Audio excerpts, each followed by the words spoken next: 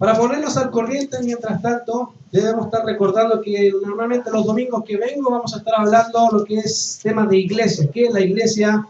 ¿Cuáles son sus funciones? ¿Qué es lo que el Señor quiere con ella? ¿Qué es lo que el Señor desea de la iglesia como tal? Y hemos mencionado por lo menos algunas cosas importantes de la iglesia y hemos dicho que la cabeza de la iglesia es el Señor Jesucristo, ¿cierto? Pablo, ocupando la analogía del cuerpo, nos dice que la iglesia literalmente es el cuerpo, el organismo vivo del Señor. Y eso es una de las cosas que nos debería animar y también desafiar a poder comprender un poco más la mente del Señor por medio de su palabra. Por lo tanto, si entendemos que Cristo es la cabeza, nosotros somos el cuerpo, debemos entender también que debemos total y completa sumisión a aquel que es dueño del cuerpo, ¿cierto?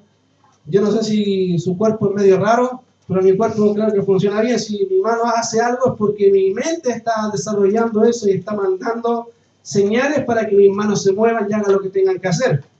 Raro es cuando no pasa eso.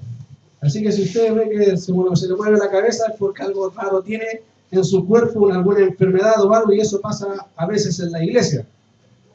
También vimos que dentro de la iglesia tenemos una cabeza, pero también entendemos que hay una parte ósea de la iglesia que es invisible. Nadie la ve, pero debería ser parte, y es parte importante de la iglesia, que es lo que nosotros llamamos lo que es la vida eclesiástica o la vida con el Señor.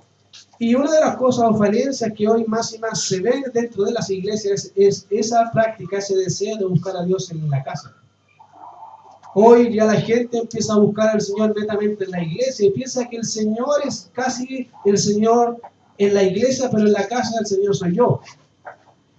Llegamos a pensar y a despojar en un sentido de la autoridad que el Señor es en nuestros hogares. Y habíamos mencionado que la semana anterior que la iglesia tiene una parte fundamental, la columna vertebral de lo que nosotros llamamos iglesia, que era su tiempo devocional, su tiempo de devoción con el Señor. Hoy vamos a ver lo que es los organismos internos de la iglesia. Como ustedes saben, un cuerpo tiene obviamente partes importantes, y una de ellas era la cabeza, y la otra parte importante es el sistema óseo, el hueso, la parte rígida y no negociable dentro de la iglesia, queridos. Y ya les dije que la parte no negociable es su tiempo con Dios. Podemos hacer muchos programas, pero si usted no entiende que eso es la parte fundamental que sustenta tu vida, vas a morir. Vas a caer. Hoy quiero hablarles de lo que es los organismos internos de lo que nosotros llamamos la iglesia. ¿Cuáles son los organismos internos de la iglesia? Y quiero llevarles un poco, para poder entender este punto, una de las cosas que a mí me ha ayudado y me ha permitido entender dentro de lo que es la iglesia. Fíjense que cuando generalmente hablo con gente de matrimonios y entendemos un poco la función del esposo y de la esposa, una de las cosas que vemos es que dentro del matrimonio hay falencias que a veces se tienen por falta de conocimiento. ¿Quién te enseñó a ser esposo? No me diga nadie. ¿Quién te enseñó a ser esposa? Nadie. Y fíjate que generalmente llevamos a nuestra mente lo que se nos enseñó por vista, lo que vi de mis padres. Pero gracias al Señor que en su palabra Él nos enseña cómo es ser un esposo y qué es lo que Él quiere de la esposa. Y cuando hablamos del matrimonio y vemos que esta es realmente la voluntad de Dios con mucha regularidad, vamos a recordar muchos pasajes que hablan de este tema. Uno en particular, y el que más se cita, es Génesis 2:24, no sé si se lo saben. Por tanto, dejará el hombre a su padre y a su madre y se unirá a su mujer. Y los dos serán una sola carne. Creo que ese pasaje en cada consejería se cita, porque esa es como dice el texto, es el principio fundamental del matrimonio. Dejará el hombre a su padre y a su madre y se unirá a su mujer y los dos serán una sola carne. Generalmente el principio que sacamos o se saca de una sola carne es en gran medida explicada como la satisfacción en el área sexual. Generalmente los pastores dicen, mira, esto tiene que ver con el área sexual o de la satisfacción de esa área, pero en realidad no solamente tiene que ver con el área sexual. Cuando el texto habla de una sola carne, no solo habla de un tema, sino que incorpora dentro de él varios aspectos importantes que nos llevan a la unión. Fíjense que la unión para el hombre, cuando habla de esta parte, generalmente habla de la parte sexual. La mujer lo mira de otra perspectiva, porque en realidad no solamente involucra una área, sino que involucra una variedad de áreas en el matrimonio. Fíjense que la palabra que se ocupa ahí en hebreo es Eshad, y es la misma palabra que encontramos en Deuteronomio 6:4, o Israel, que va vuestro Dios, que va una vez. Es exactamente la misma palabra. Shema Israel Adonai Eloheinu Adonai Echad. Echad es literalmente la palabra que sale en este pasaje. Es uno solo. Cuando entendemos eso, queridos, involucra, obviamente, sin duda la parte sexual, pero no es todo. Cuando el Señor dijo serán una sola carne, implica una unión. Y esta unión conlleva más que solo la atracción física, sino que también involucra la unión mental, emocional y volitiva.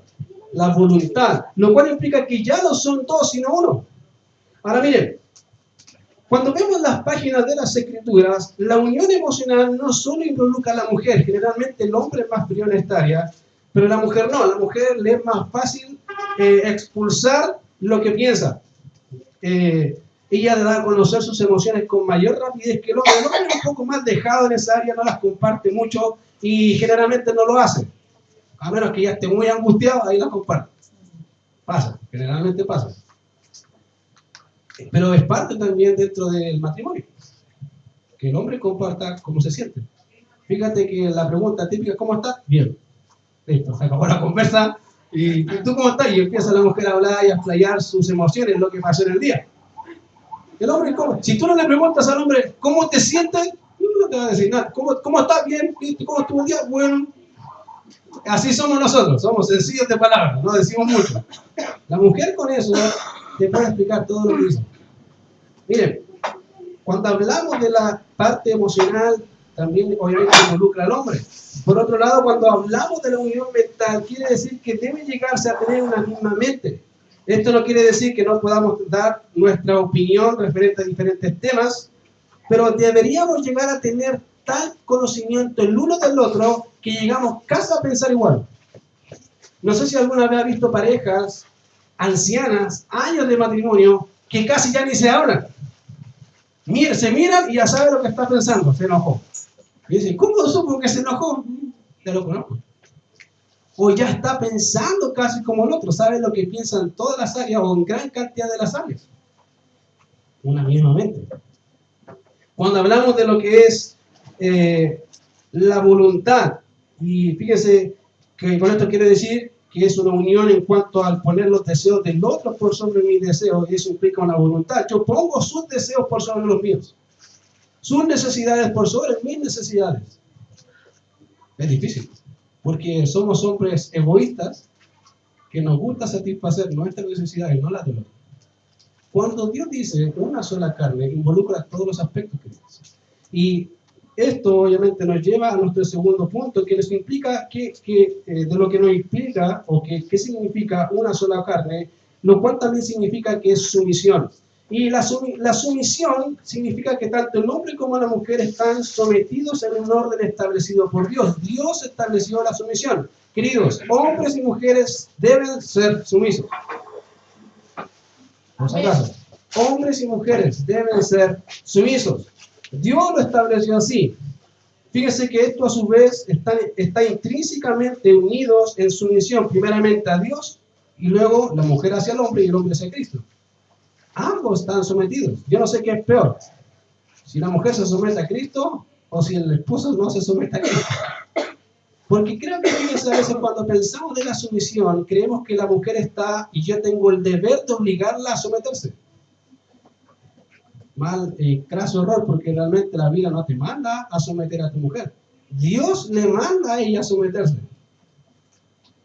No hay ningún versículo de la Biblia que diga, somete a tu esposa. No, en la Biblia dice, las mujeres sométanse a sus maridos como al Señor. Dios les manda a las mujeres a someterse. El hombre, la única responsabilidad que tiene, hablando de esta área, es ama a tu mujer. Y concéntrate en eso. La responsabilidad de la mujer, sométete a tu marido. Dios no manda al hombre a someter a su señora. Y la mujer debe entender eso. Fíjense que La sumisión está involucrada en ambos casos, tanto del hombre como de la mujer. Y esto nos ayuda a ver algo, miren, como les decía, no sé qué es más difícil, porque al hombre, como hombre, estamos en el orden que yo soy cabeza y Cristo me pide cuenta. La mujer se somete a un hombre pecador y tiene que rendir cuenta. No sé qué es más difícil. Uno diría, en todo caso, la medida con Cristo, Cristo me pide esta medida. Y él le dice a ella, somete a tu esposo. Entonces, yo creo que es más fácil. No sé. A veces creo que ambas cosas son difíciles. Porque somos hombres pecadores. Fíjense, de igual manera, cuando hablamos de la iglesia, debemos conocer o reconocer que ella es un organismo vivo, sin duda lo es. Pero también Pablo ocupa una ilustración hablando de la iglesia y le llama la esposa, o le llama también la esposa del Cordero, que lo vemos en Apocalipsis, la iglesia, la amada del Señor. Y cuando vemos esto, queridos, en las Escrituras, van a ver en Efesios capítulo 5, versículo 24, que dice, así que, como la iglesia está sujeta a Cristo, así también las casadas lo estén a sus maridos en todo. Yo le diría, ¿por qué Pablo hace esta comparación referente a la iglesia? ¿Qué implica que la iglesia sea esposa de Cristo? ¿Qué significa? ¿Qué conlleva que nosotros como iglesia no solamente seamos un organismo, sino a la vez esposa de aquel que es perfecto en todo?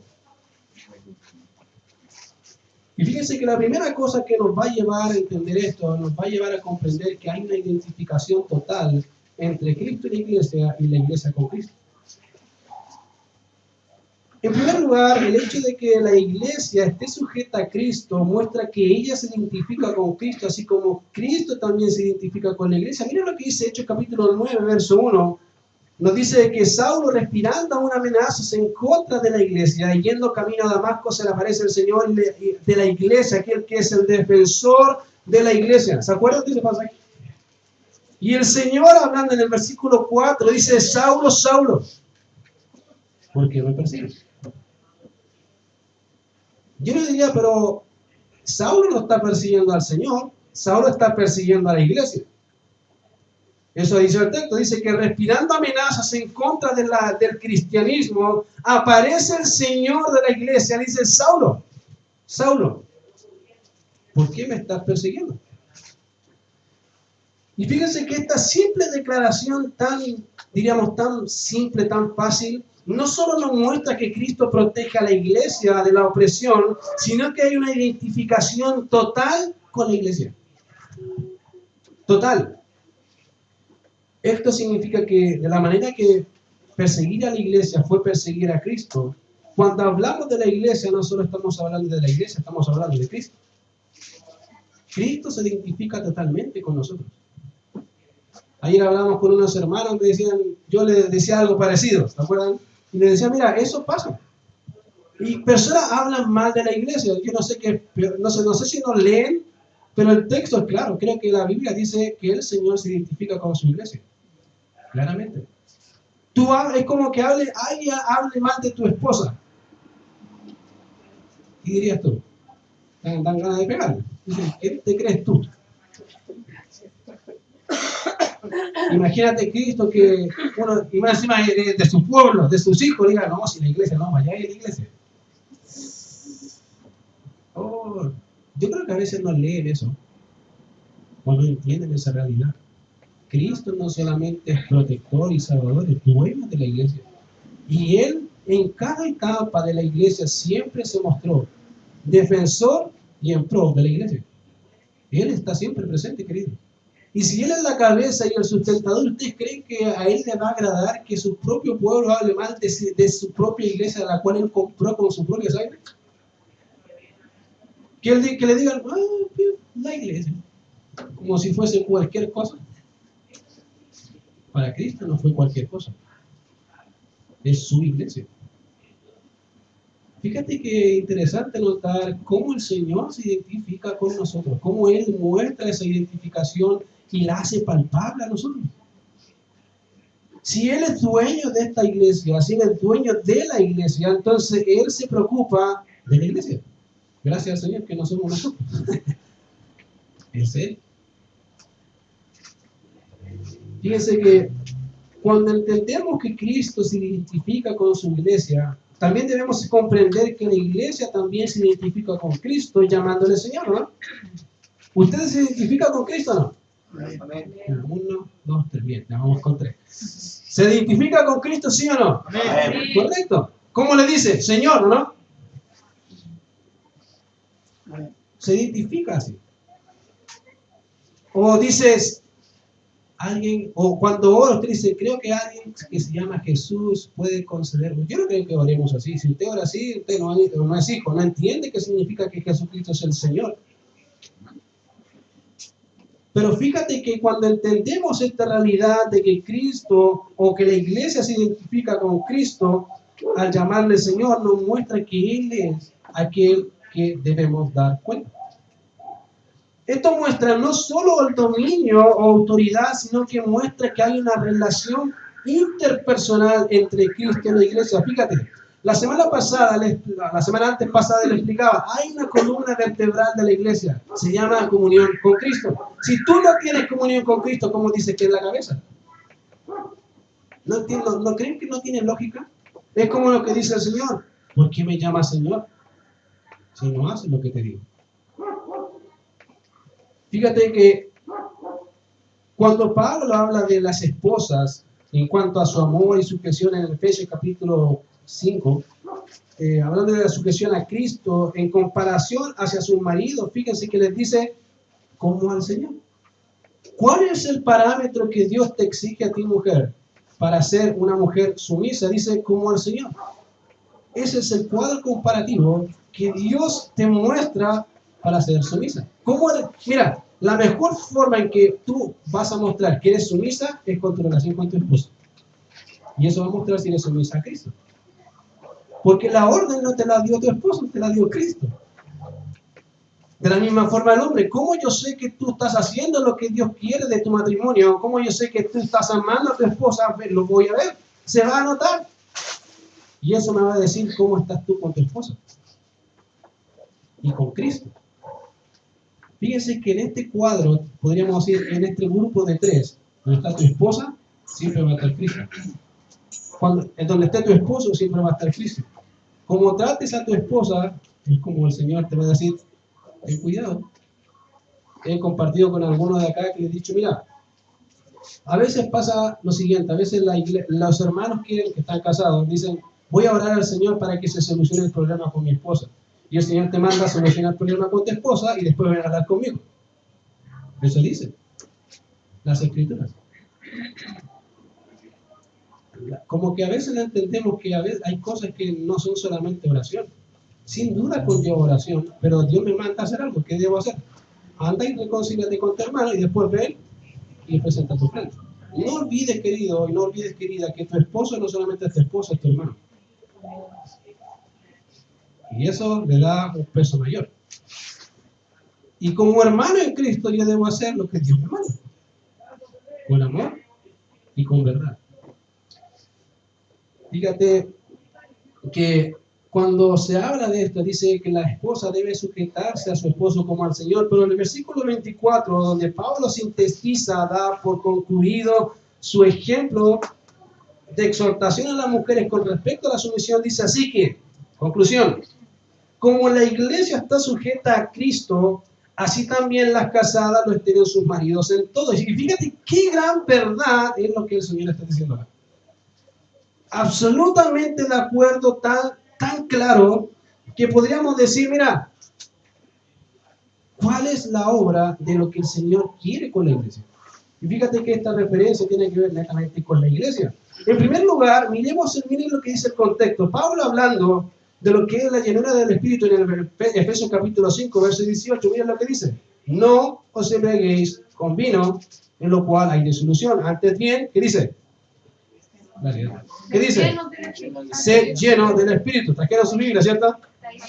Ya, ahí está, no se embriaguéis, no se embriaguéis con vino, en lo cual hay disolución. Antes bien, sed llenos del Espíritu. Esa es la idea. Pero ¿cómo yo muestro esa realidad? Hay dos formas. Mira, En Gálatas capítulo 5, verso 22 dice que el fruto del Espíritu es amor, gozo, paz, paciencia, benignidad, bondad, fe, mansedumbre, templanza. Contra tales cosas no hay ley. Cosas internas que produce o que son hechas dentro del corazón, como yo las reflejo externamente. Efesios capítulo 5 dice lo siguiente. Dice, hablando entre vosotros con salmos. Y dice, eso no me parece evidencia, para el Señor sí. Cantando y alabando al Señor en vuestros corazones, dando siempre gracias a Dios por todo, por lo malo también, por si acaso. Y fíjate, dice, y sometiéndonos unos a otros en el temor de Dios. Eso muestra que tú eres una persona que está siendo guiada y dirigida por el Espíritu. Eso muestra realmente si tu vida está haciendo y está produciendo frutos dignos de arrepentimiento. Una pregunta que generalmente la gente hace, pero ¿cómo lo hago? ¿Cómo hago esto para ser lleno? Fácil. Hay un pasaje que habla parecido a esto, de Colosenses capítulo 3, verso 16, y si quieres saber la pregunta en cómo el Señor hace esto, ahí vas a encontrar la respuesta. En Colosenses capítulo 3, verso 16, Pablo habla de lo siguiente. 3:16 dice lo siguiente, leo. La palabra de Cristo mora en abundancia en vosotros, enseñándoos y exhortándoos unos a otros en toda sabiduría, cantando con gracia en vuestros corazones al Señor, con salmos e himnos y cánticos espirituales. Y todo lo que hacéis, sea de palabra o de hecho, hacedlo todo en el nombre del Señor Jesús, dando siempre gracias a Dios Padre por medio de él. Fíjate, la forma es fácil. ¿Qué dice ahí? La Biblia dice, la palabra de Cristo more en abundancia. El Señor habló de eso. Señor, santifícanos en tu verdad. Tu palabra es verdad. Salmo dice algo parecido. La ley de Jehová es perfecta, convierte el alma. Mira, querido, si tú no entiendes eso, es porque no estás entendiendo ni tu papel como esposo o como esposa, ni tampoco estás entendiendo tu relación con la iglesia. Porque ese es el producto de... Te hago una pregunta, a veces decimos, mira, tengo problemas con mi esposo, con mi esposa, con mis hijos. La primera pregunta es, ¿cómo está tu relación con Dios? ¿Cómo está la relación con Dios de tu esposa? ¿Cómo está la relación con Dios de tus hijos? Porque fíjate que es fácil, porque el texto dice, después de hablar de las mujeres, hablar de la llenura, ¿cómo soy lleno? Dice, las mujeres estén sujetas a su marido. Los maridos amen a sus esposas. Los hijos sométanse a sus padres. ¿Por qué? Porque siendo llenos es mucho más fácil. Porque hago práctico esa llenura en mi relación con mis semejantes. ¿Quiénes son los más cercanos a mí? Mi familia. Ellos van a ver eso. Fíjate que esa es una de las grandes verdades que hoy por hoy en la iglesia se ha olvidado. La casa, querido, es lo que tú vas a mostrar cómo eres realmente en tu casa. Ahí tu esposa va a decir si es verdad lo que él dice. O realmente él lo dice, pero no lo hace. Porque es fácil, querido, hacerlo. Miren, una de las cosas que quiero demostrarles es que la mujer casada podrá someterse más fácilmente a su esposo si ella está llena del Espíritu, porque se gozará en la obediencia al Padre. El esposo, de igual manera, cristiano, amará a su mujer como a Cristo amó a la iglesia, porque se somete en obediencia a Cristo. Y los hijos obedecerán a sus padres de mejor manera si fueran llenos del Espíritu. Todo el problema se solucionaría así, si entendiéramos que eso es nuestra vida, tu relación con Dios. Cuando vemos el versículo 24, que es lo que estamos viendo hoy día, no solo vemos la conclusión del discurso del apóstol Pablo, sino que, hablando de las mujeres casadas, sino que nos muestra una realidad también acerca de la iglesia y su relación con Cristo. Mira lo que dice el texto. Así que como la iglesia está sujeta a Cristo. ¿Qué significa entonces, lo que les comentaba delante, qué significa o qué implica que la iglesia sea esposa de Cristo? Y implica una identificación de Cristo con la iglesia y de la iglesia con Cristo. Pero ¿qué más significa, qué más implica esta realidad? implica una sumisión. Generalmente, cuando hablamos de las comparaciones, queridos, yo sé que uno diría las comparaciones son malas, sí. Las comparaciones entre una cosa y otra, o entre una esposa y otra esposa, generalmente son malas. Si tú comparas a tu esposa con otra mujer, pregúntale cómo se va a sentir. Y te va a recordar toda su vida te va a recordar por ese comentario. Así es que ya no lo vivió. Porque las mujeres son muy de recordar esas cosas. En 1500 se pasó hace cuánto, ¿cómo te acuerdas? El hombre no, el hombre pasa, pero generalmente la mujer es muy así. Pero fíjate que quiero compararte con alguien que sé que yo no lo hago, lo compara el apóstol Pablo. Así como la iglesia está sujeta a Cristo, así las mujeres sométanse a sus maridos. Pablo hace una comparación increíble de la iglesia hacia Cristo. Y fíjate que dentro de la Biblia esta es una muy buena comparación porque te ayuda a ti mujer a poder entender qué es lo que el Señor quiere de ti. Y nos ayuda como iglesia a entender qué es lo que el Señor espera de la iglesia. Mira, cuando el Señor habla de los esposos y su responsabilidad para con su esposa de amarla, le compara a Cristo. Le dice, esposo, ama a tu esposa como Cristo amó a la iglesia y se entregó a sí mismo por ella. Y dice, ups.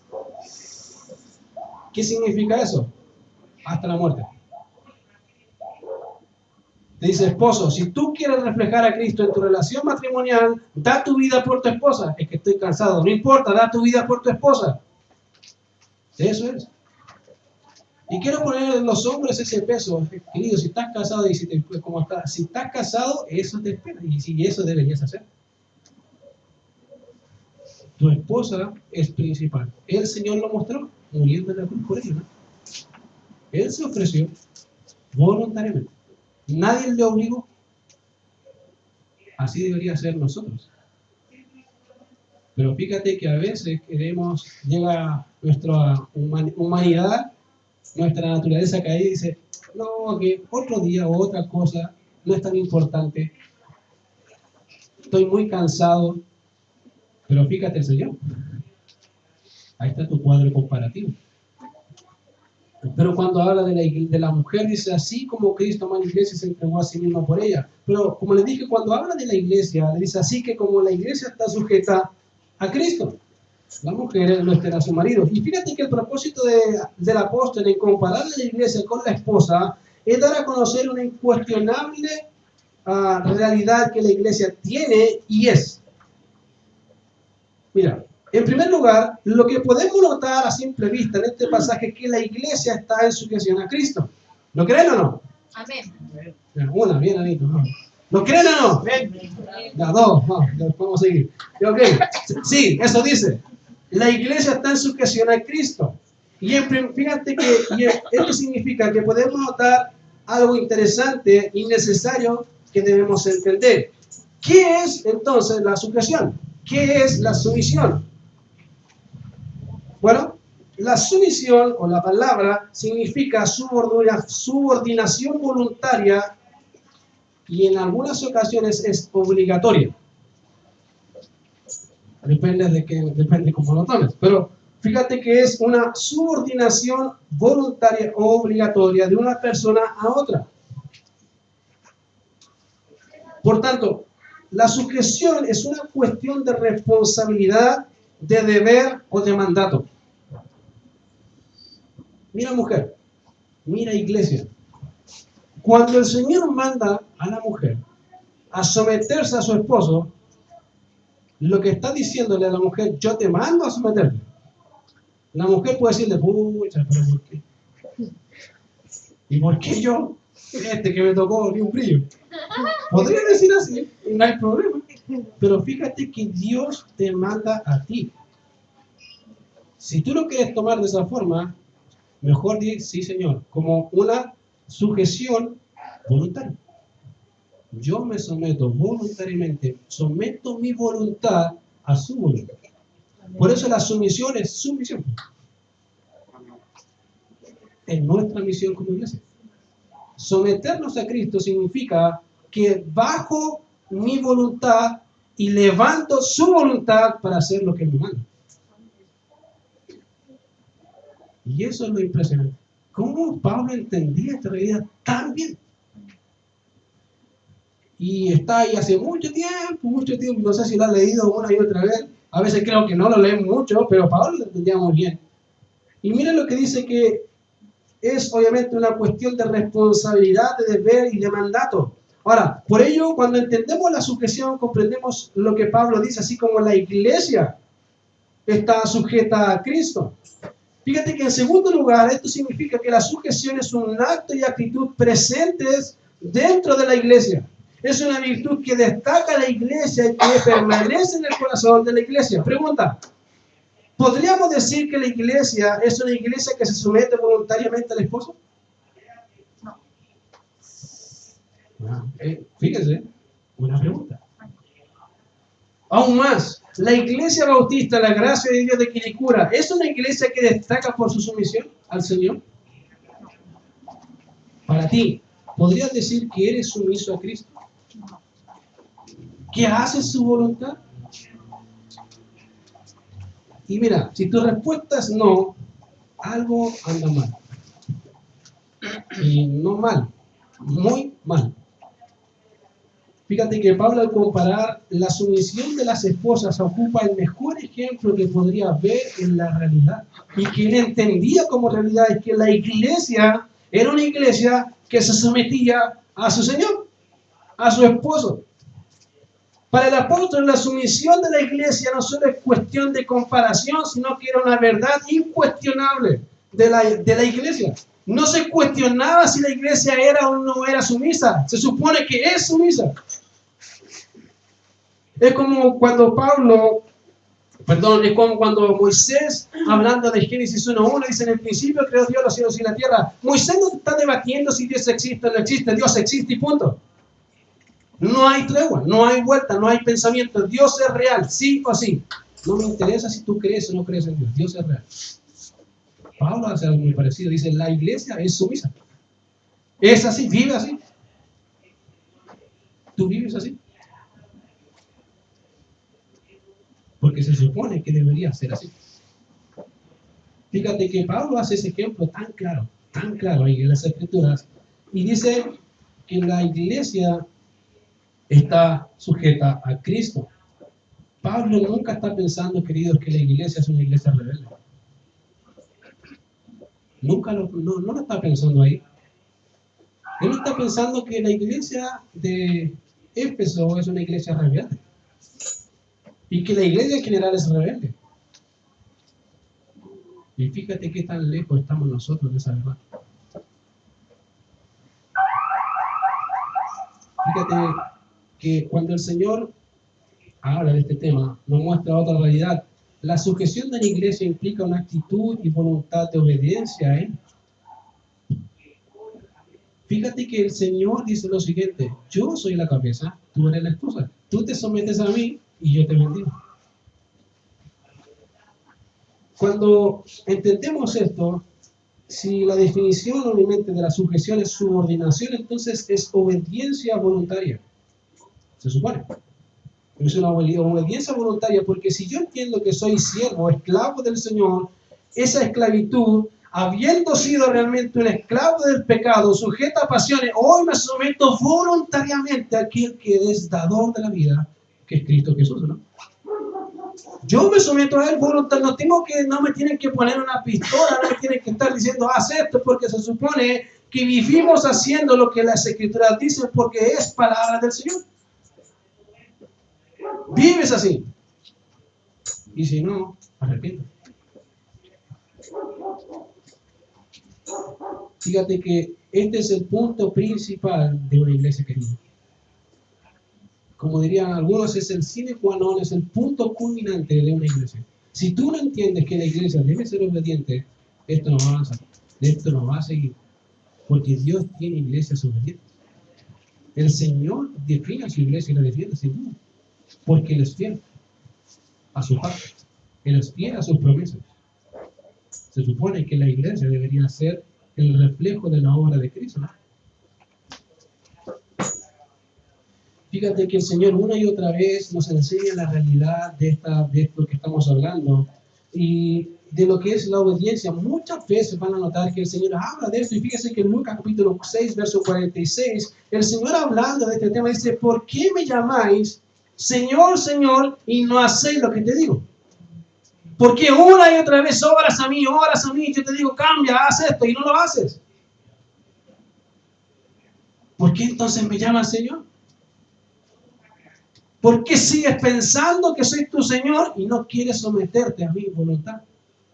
Fíjate que el problema de las Escrituras no es que sea difícil de entender, sino que no queremos practicarlo. Eso es lo difícil. Amén. Si la iglesia, la gracia de Dios, cambiara eso, queridos, entenderíamos realmente y veríamos la mano de Dios. Mayormente. Más claramente y con mucha mejor, no sé si mejor es la palabra, pero podríamos ver cambios reales en nuestra propia vida y en la vida de aquellos que nos miran.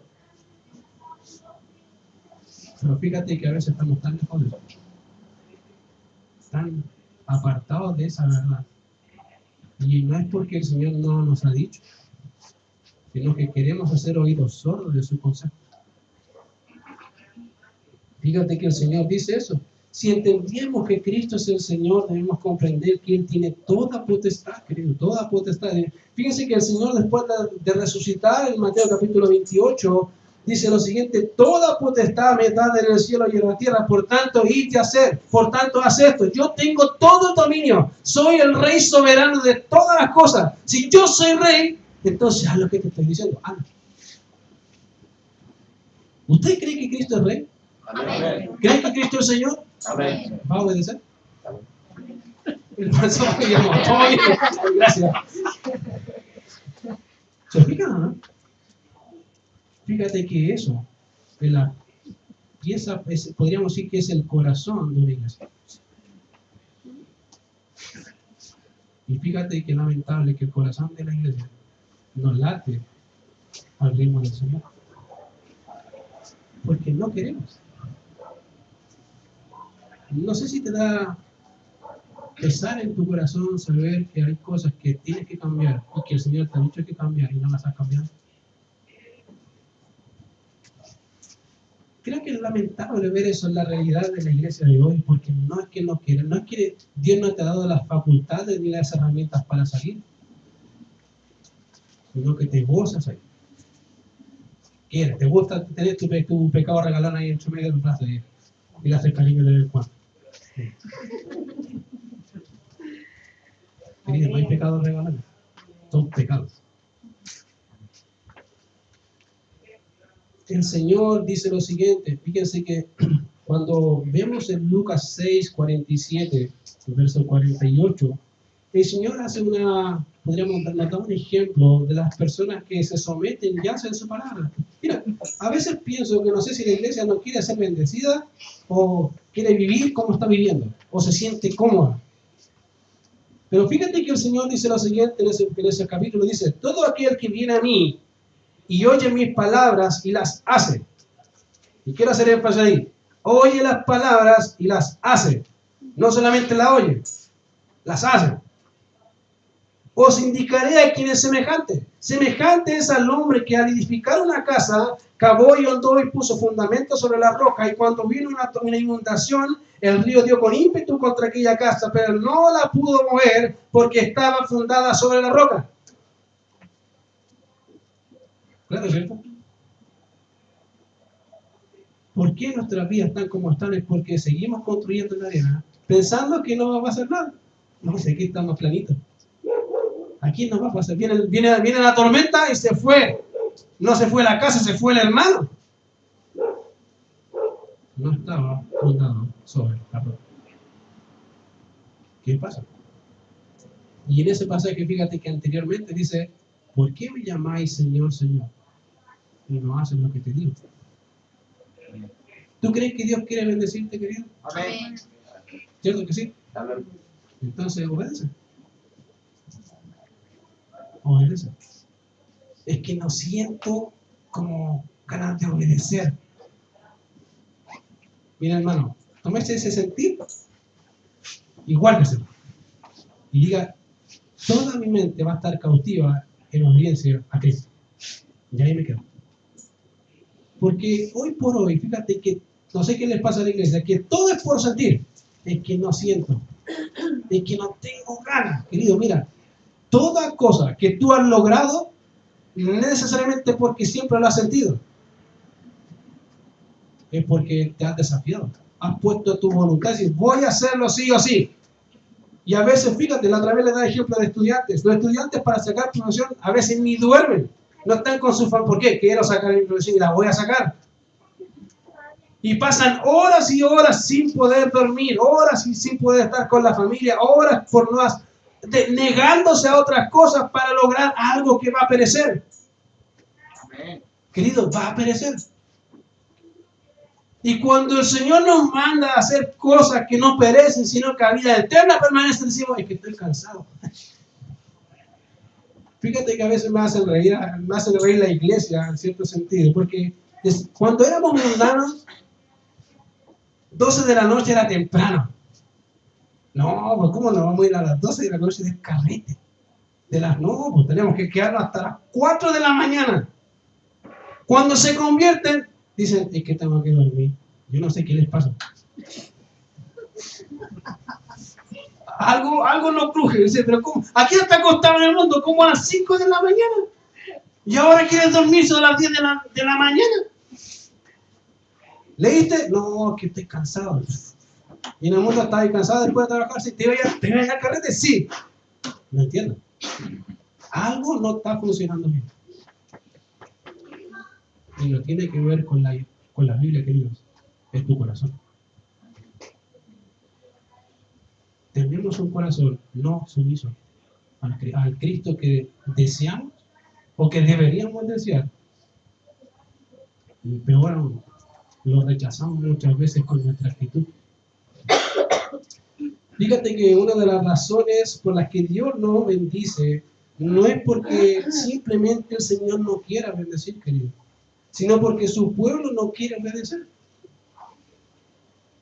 ¿Cuándo, querido, vamos a ver eso? Es cuando tú digas, Señor, venme aquí, voy a hacer lo que tú mandes.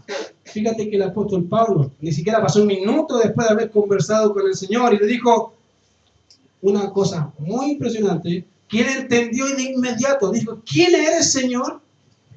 Yo soy Jesús, a quien tú persigues. Dura cosa te dar cosas contra el aguijón. Y la otra pregunta que le hace Pablo es, ¿qué quieres que haga? Fíjate que no dice, espérame, Señor, déjame pensar si esto es verdad, déjame orar. Le dijo, Señor, dime, ¿qué hago? Mándame a donde tú quieras. Si has leído las cartas de Pablo, ¿hasta dónde llegó? Querido, llegó hasta la muerte. Solamente por agradar a su Señor. Ese era su desafío, esa era su meta.